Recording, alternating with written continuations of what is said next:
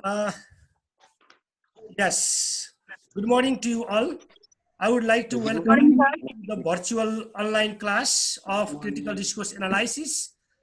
This class is the series, or it is continue class that we have been taking since we went for lockdown, and probably this is the 12th class online class for us.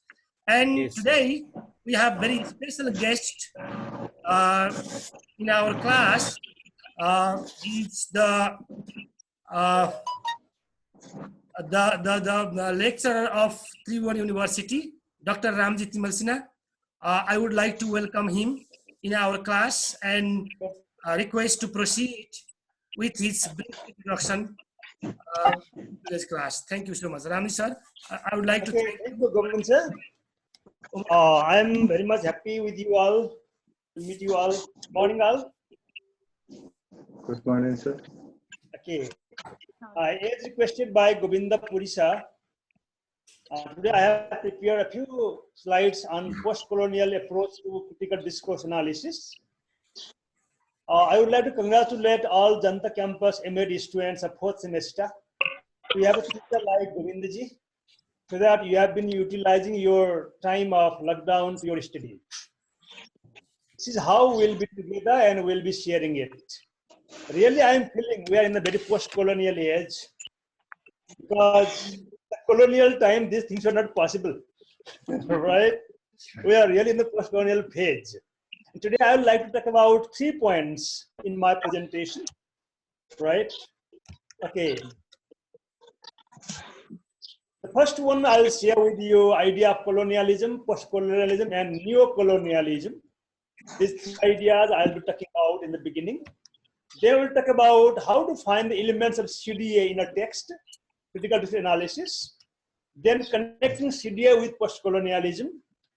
And finally, if we have time, we'll read a poem with post-colonial CDA. We'll be trying to do these things. I think that they will help you. Okay, finally, we'll have the question and answer session if we have time. This is my plan, but we have already run 10 minutes, 30 minutes left. Okay. In the very beginning, let me start with what is colonialism. You people all know it. It's not new to anybody.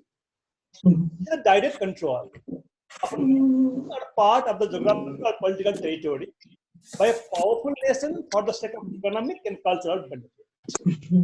Direct control by one nation upon the other or many other nations. For example, British rules in America to India, throughout the world. The sun never set in the British Empire because Britain was the colonial power. It controlled all the nations directly. When they ruled those places with its own government, with own rule, own system, that was colonialism in the political and economic form. Spain, France, Germany were other colonial powers. You must have known this in history. And once there is colonization, there are two forces: colonizers versus colonized. It's not colonizers and colonized. It's always colonizers versus colonized. Those who rule and those who are ruled. Colonized are the people who are ruled. Okay. And the colonizers always try to create a discourse, writings that make the colonized believe that they were inferior to the colonizers. They create text, they create art, they create education, they create many other mentalities that make the colonized people, colonized area believe that they are really, maybe naturally they feel they are inferior to the colonizers. So believe the colonizers, means even the colonizers believe that, okay, they are superior to those who are colonized. This feeling is creating the discourse, writings, text, art, history. Things are done this way, right? And in this process, they create education, literature, social practices, so that colonizers feel that they are superior, colonized feel that they are inferior. It's how colonialism works in life and discourse. That's the first point we should take into consideration once we are talking about colonialism. Now, post-colonialism. Once colonialism is ended, direct rule of the nation over the other is ended. Now, the colonized are free. And now they begin to think, the colonized begin to think about the colonizers. The thinking will be different. After colonialist rule is ended, the way they think will be different. For example, how Indians now think about the British. They don't think British are their superior now. They think British were their rulers. Not only rulers, they were the enemies of their culture. It's how they feel. That type of feeling of retaliation, feeling of difference that comes in the common mentality of post-colonialist, post-colonial places, in political terms, I mean. Similarly, how the Americans thought, so it is thought about the Europeans for decades. Nowadays, they have more or less similar, many things similar, but in the beginning, once they were freed from, independent from British rules, how they felt. That's the thing. That's okay, we should take into consideration. And next, how they think, behave, and find themselves different from they used to be before the colonial rule started. Means once colonialism ends, direct rules ends. Now what the colonized, pre-colonized better say, now they believe is that, oh, their real life, real culture, real way of thinking before colonization started are not present with them. They are not like what they used to be before they were colonized. That feeling of difference starts in their life, in their way of thinking. That's why they suddenly find themselves hybrid. Suddenly hybrid. How? Because look at India. Even now, one of the languages that they use across India, even in legal terms, in political terms, is English. Without English, India can't be united now also. Hindi is not their language for everybody to understand and speak. What is this? Before British came to India, yes. Only fine. Things are different. Similarly, they begin to mimic. Things that hybrid. Right? What do the Indians feel? What do they do? Now they want to be like British, but to be different from them. That's called paranoid. A term you should take into consideration very carefully is paranoid. Paranoid means desire to be like the colonizers, but fearful to be so. They want not to be less than British. Again, they fear if they are like British, what is their Indianness? There is the identity crisis of the post-colonial societies. Identity crisis of the post-colonial people and their thinkings.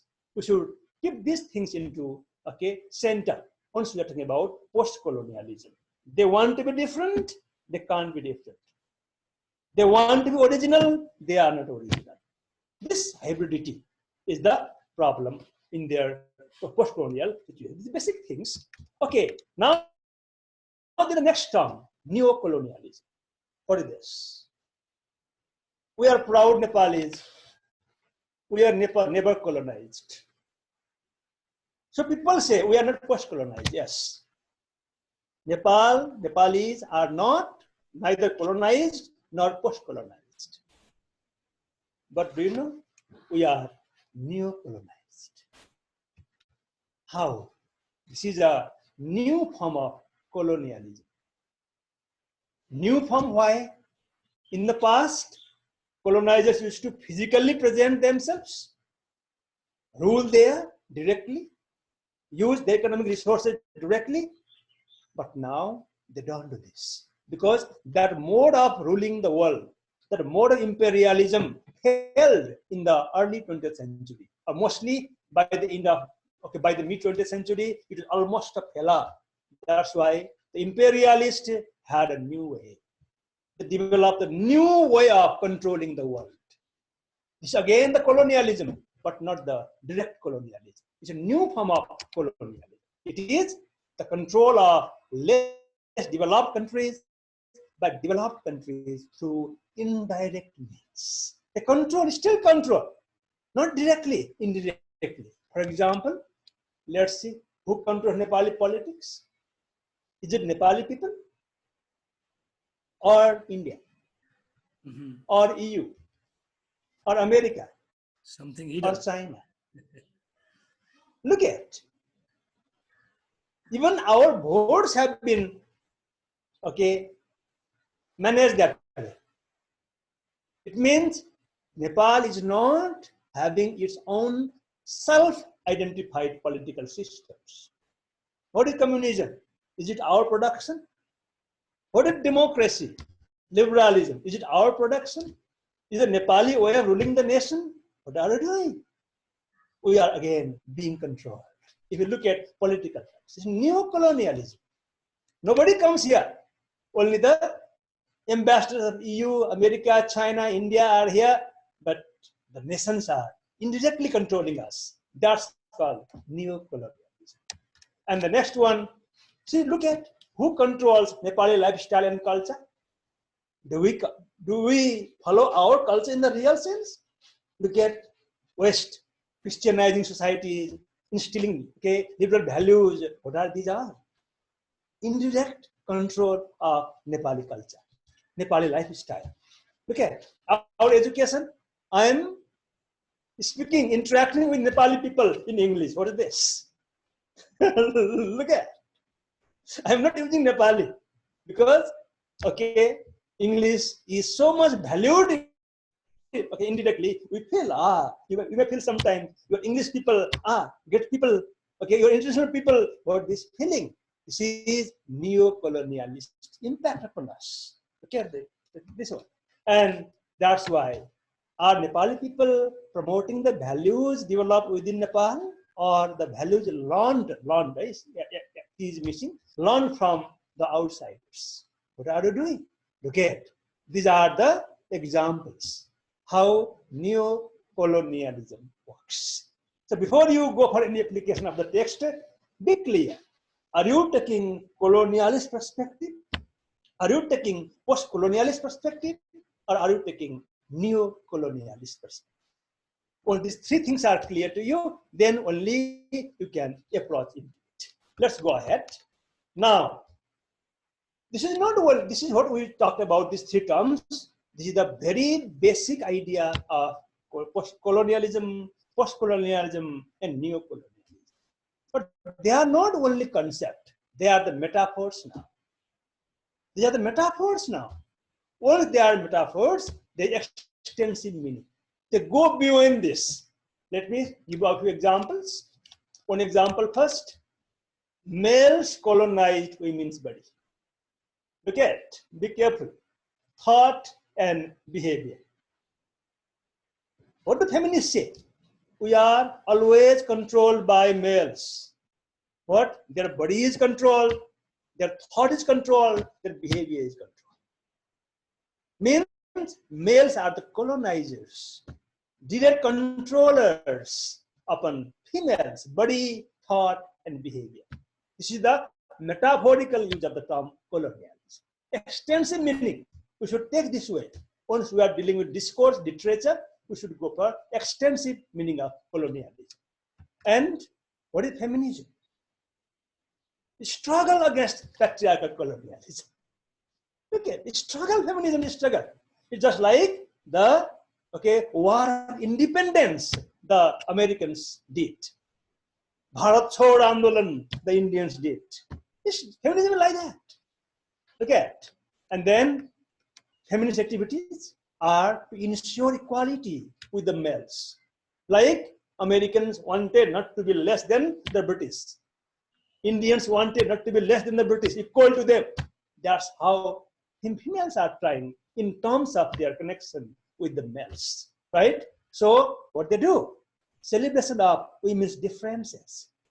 Indians celebrate Indian culture. Americans celebrate American culture.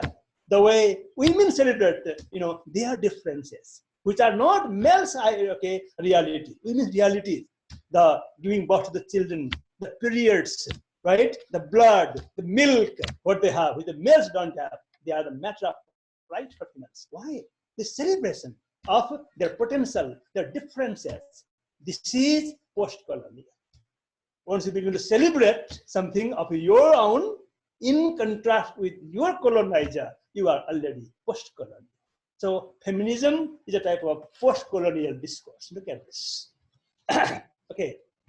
And then, are women do it purely different? Now think about it very carefully. Or are their activities hybrid? Mixture of traditional thought is thought. T is missing in my laptop sometimes. Okay, traditional thought and newly acquired feminist principles. It makes feminists many times confused feminists. Are they really working for their freedom, or are they already controlled by the patriarchal values? This is hybrid condition of feminist females thought at present. Here, that type of hybridity, that type of mimicry, that type of confusion. This is the state of post-colonialism. So, example. Okay, are the psychology filled with desire and fear? Especially, okay, the ladies who are present here, think about this. Desire. What desire? Want to be equal to the male or more if possible. And fear. Are you confident you can handle yourself if you are so? Don't you fear the social structure you have been living in? This type of paranoia, desire come fear at the same time. That's the feminist paranoia. Example of extended meaning of colonialism and post-colonialism. And mind it, suppose if females will be equal to the males, males may create, if they can, males may create other indirect means of controlling the females. That would be neocolonialism upon the female, remember, right? Here's how these three terms can be used in metaphorical sense, in extended sense. Okay, now come to, like feminism, my point, other post-colonial concept. Transnationalism, going beyond the nation. I don't explain them. Okay, diaspora, making a different community in a different place. Eco-criticism, valuing ecology more than human beings. Gender theories, not only male and female, there are multiple genders. A male can be female at any time, right? Anytime the female may behave like the male. This hybridity, this fluidity, look at. And similarly, mixed economy, economics, mixed economy. What do we say in Nepal? We don't say it's not socialist economy, nor it is capitalist economy. We say mixed economy. What is this mixture? This mixture is hybridity. That's post-colonial. Okay, and see, now come to teaching. You are students a master's degree in education, student-centered pedagogy. What is this? Teachers were the rulers in the past. Students were the ruled. Teachers were the colonizers. Students were the colonized. But now we focus upon student. Student-centered pedagogy. This is the post-colonial concept of pedagogy, right? And many other.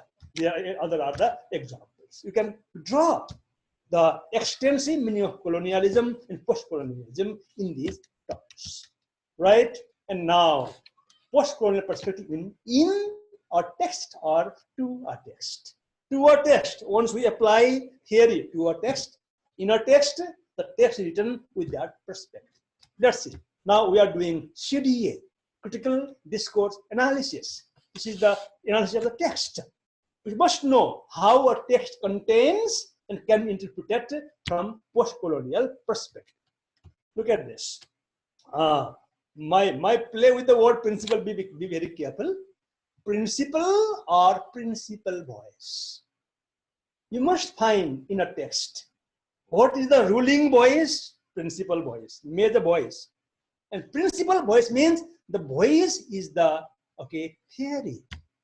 Indirectly, the theory, the idea, the standpoint is already in the text. Remember, challenges the colonial othering. Othering. It's not only political othering. For example, what does feminism do? It challenges the patriarchal othering of the female. Female are the second sex. Now they challenge it. No, there is no first sex. Okay, if there is sex, all sex are similar. If there is no sex, okay, there is no sex at all. No first, second, third sex. If you say third gender nowadays, this is again not. It is again the colonial perspective. Remember, right? We should be post-colonial. Here we should say gendering only, not first gender, second gender, third gender. Once you say third gender, you always place women at the second gender. We should not do this, right? So look at this. The primary thing, principle, major idea is challenges the colonial othering. Okay. The second one, celebration. What do you celebrate? Identity is created through difference. Difference is celebrated. Okay. English people are not more cultured than the African people.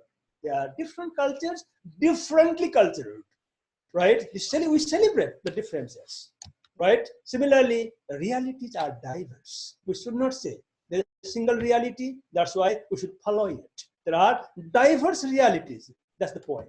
And the next one, a text. What is a text? What is a writing? Text means not only writing in the words, writing in symbols, writing in figures. Even look at Govinda sir's, face now. This is a text. This is a Corona text. Look at, look at. Okay. Up to last week, I also had the Corona text in my face, but now I have removed this Corona text. Look at this. Post-Corona. Corona, yes, Corona text, right? And Corona teacher now. look at this. So we have 8 Now, minutes. come on. We need to, Okay. sorry for interruption. Go Yes, ahead. sir. We have 8 minutes time left. We should- Oh, only 8 minutes. Okay, okay, no problem. Then okay, we don't go further, detail. Let me just show this. So you should think about language. Colonial language is different. Characters are different in the writings. Scenes are different in the writing. And final thing, we should think about creating the counter discourse. We can create the counter discourse. For example, feminist create the counter discourse. Patriarchy is challenged, right? Similarly, we should be careful. You are playing in the third space or hybridity, right? These ideas we should put into our mind once we go for discussing, applying post-colonial perspective into a text. Okay, now I don't speak, I just show, okay, for a few minutes. Then we'll discuss for 2 minutes. You just go on reading.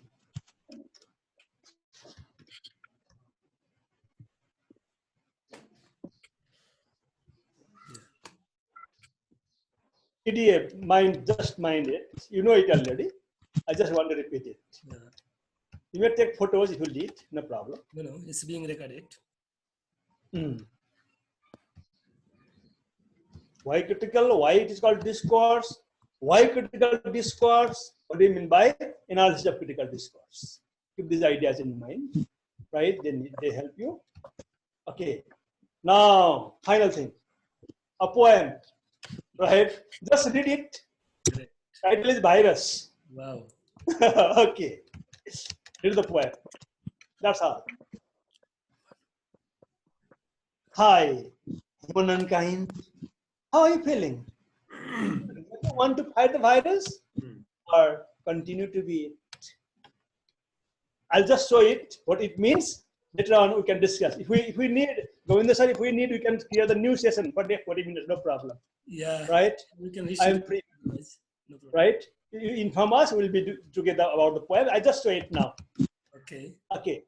Postcolonialism here to virus. This virus, right? Look at this. You should take about these things. I'll just show, you may take photo and read later if you don't have time. These questions should be answered regarding to this point. Or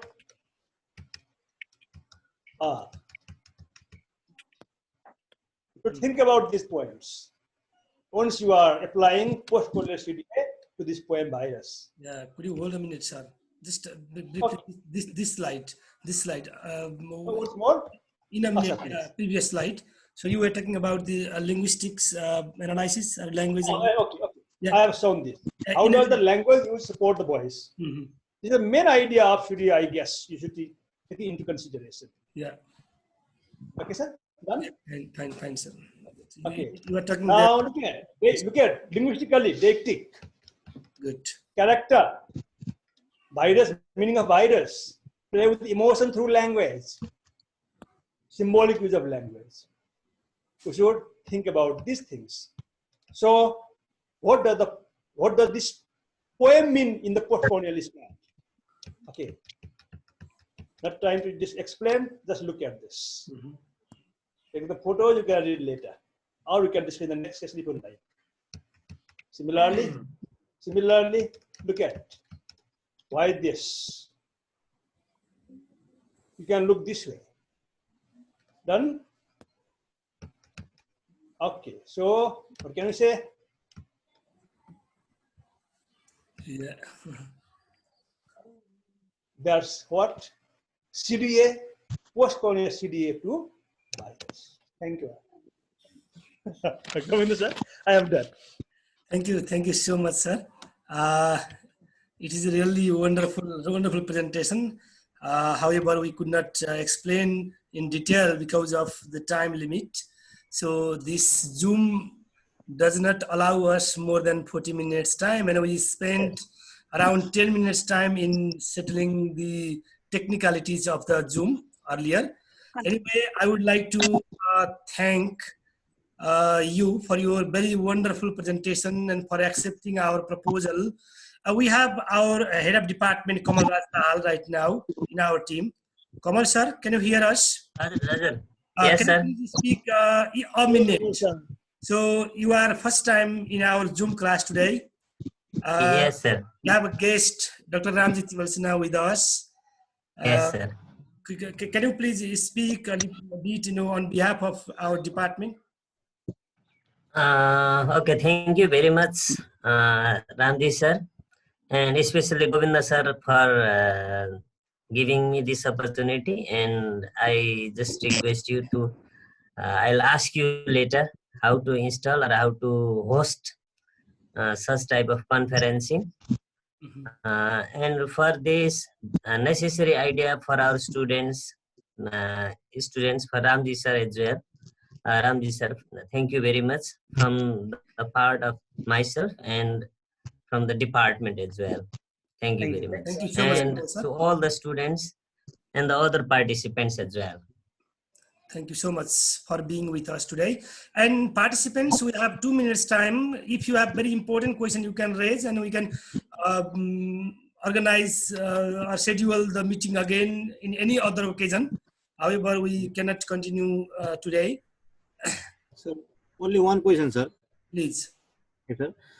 Sir has said that paranoid is a desire to be like the colonizer, but fear to be so. But why do they feel fear to be act as a colonizer? Because to be colonizer means not to be themselves. They lose the identity once they are like the colonizer. But they want the power of the colonizer, again they want to preserve their identity. This is the problem with them. Yes, sir. Thank you, sir. Thank you so much. Anybody others? So Ramji sir brought very nice idea today. The theoretical part we also discussed in our class. However, he presented the poem and the analysis of the poem from all perspectives, like linguistics perspectives plus post-colonial and neo-colonial. So from all perspectives. However, we could not discuss in detail today. Yes, But we are really grateful to you, Ramji sir. You did a wonderful job with us today. Govind sir. Yes, And sir. others, please. We will go Sir, very soon. Sir, I request you to invite him once more, sir. Sorry? I request you to invite him once more. Once more. Okay, let's do it. Sure, we can. Okay, we organize the program at 12 again. Okay. Sure, I They will. they will If so, I will reschedule. I will reschedule the meeting. Not well. Send you the link very quickly. Don't go away. Okay. It's Okay. time now. 5. After 10 minutes, we will. Okay, sir. Yeah, we will come again. Everybody. Yeah, have 10 minutes. the link, okay. Thank you so much. The 10 minutes is your time for reading the poem, all of you. Of course. Okay. Don't waste time for you. Very interesting. Thank you, Ramji sir, for again giving us Please, I'm ready. I'm here with you. next chance.